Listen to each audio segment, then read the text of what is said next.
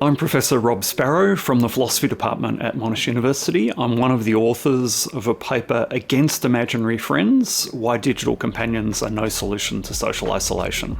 In this paper, we discuss the ethical questions raised by the development of so-called digital humans, which are essentially animations of people connected to a large language model so that they can speak, and the implications of relationships with such entities, particularly in older people.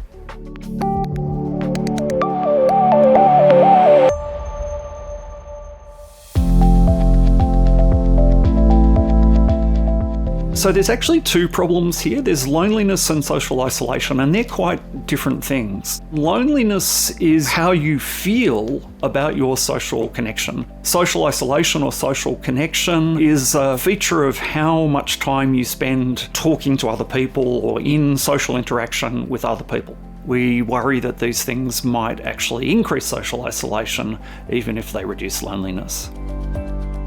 While these technologies might provide some really positive benefits and can make people feel less lonely, there's also a great potential there to cause a lot of harm. There is the problem that digital companions can create an echo chamber. The digital human is designed to respond and build on similar interests and keep you engaged by having a positive reaction to a lot of the things that you might say. It can serve to reinforce rather than challenge their own views, which can have quite significant political implications as well.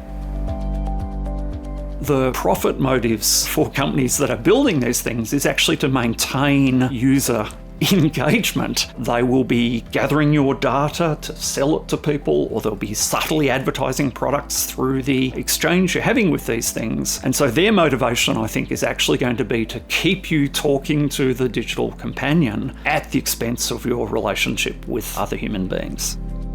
Unlike your real friends, these things will be available all the time. It always tries to cheer you up and make you feel good about yourself. Of course, they're also fundamentally deceptive because they don't care about you at all. If people come to believe that the machines care about them, they are less likely to seek out relationships with real people who might actually care about them. It's also the case that we can't help them. And in some ways, that's a more profound problem because they don't need anything. Part of what helps people feel valued and socially validated is the fact that they are able to do something useful for other people. We also worry that they give governments and aged care providers an easy out.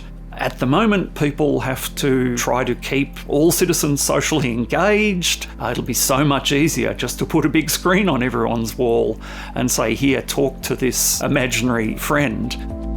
One way of understanding loneliness is actually as an alarm bell. It tells you that you need human contact. If we stop people from feeling lonely, it's a bit like, putting a numbing gel on their hand so they don't pull their hand out of the flame, and it's bad for them. Our hope in publishing this paper is that it will draw people's attention to the profound ethical questions here. And in particular, we won't race into deploying a technology that is potentially quite dangerous. We want people to understand the difference between loneliness and social isolation and take seriously the risk that these machines might increase social isolation, even if they do have some potential to reduce loneliness.